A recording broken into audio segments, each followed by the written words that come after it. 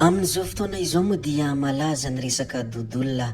Manoloana ny fahalazana izany resaka izany dia nilaza tao anatin'ny pejiny Ipanakanto Mambe, hoy izy nilaza hoe izay zany ho avelantsika amin'izay iny film The Hell of Dodolona iny fa tsy hahavitra any Madagasikara, fa aleo ity kabarin'ny Colonel Charles mampitandrina any General retraité ity no henona tsara sy hodinintsika vahoaka malagasy. Lalina ny hafatra fa mety ho lalana hafa hampiova zavatra eto amin'ny tantaram-pirenena. Izany moa anisan'ny hafatra izay nambarany ity Mpanakanto Mambe ity ny tao anatin'ny pejiny.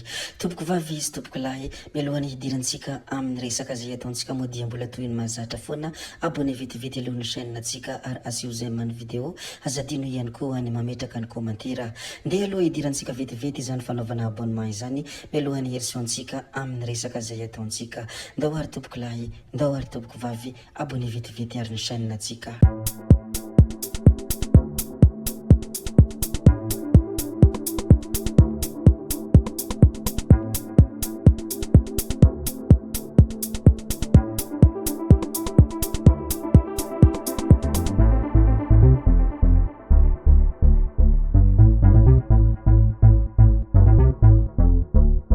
Anisan'ny niteraka resabe sy niteraka fanehoan-kevitra be dia be moa ny hafatra izay nataon'ny Colonel Charles, ary anisan'ny tena nalaza moa ity hafatra izay nomeny ity.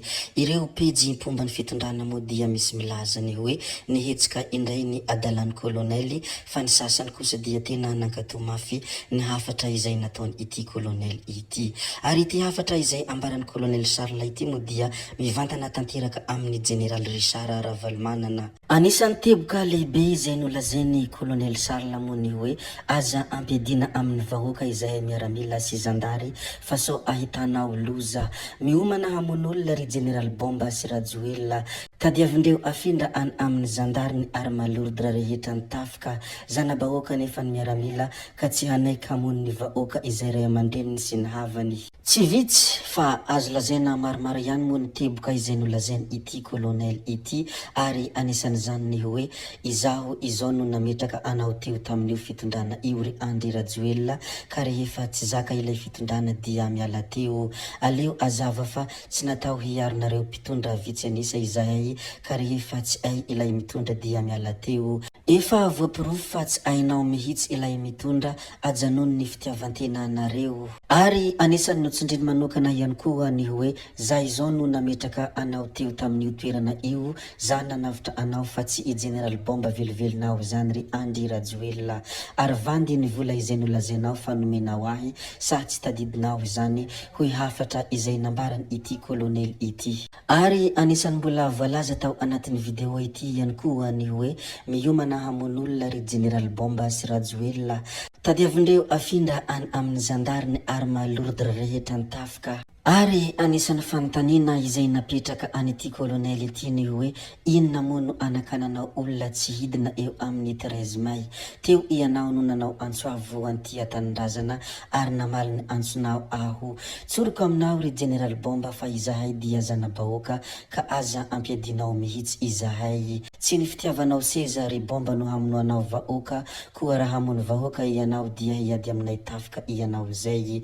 Mikasa ny hanao tetezamita ianao satria raha miongana Rajoelina dia miakatra ianao satria filohan'ny sena, hoy ity Colonel Charles ity. No zany hoy hafatra izay nambarany ity Colonel ity dia ny hoe raha tsy te hiarana hatezeram-bahoaka ianareo avoaho ireo gadra politika rehetra, ry mpanohitra mirisoa amin'ny dia ianareo mijoroa hatramin'ny farany, mirisoa amin'ny lalina fa raha misy mikitika ny ainareo vahoaka eo tsy maintsy hijoro ny tafika, hoy hafatra izay nambarany ity Colonel Charles ity. Ny zavatra mila ho fantatra ary averimberiko matetika ity Colonel ity dia ny hoe zana-bahoaka izay miaramila ka raha misy fikasanareo hamono vahoaka dia tsy manaiky aho fa hiariny ray aman-dreniko.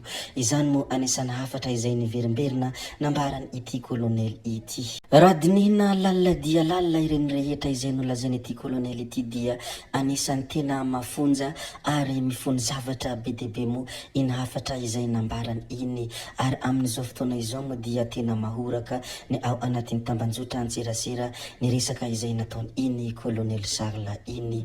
Manoloana iny fanambarana iny moa dia maneho ny heviny ihany koa ireo pejy rehetra izay momba ny fitondrana, ary toy izao ny fanehoan-kevitra izay navokany izy ireo. Tsy akaoritra fotsiny isika afa-tsy pejy anankiray izay mitondra anarana hoe Madagascar et son futur.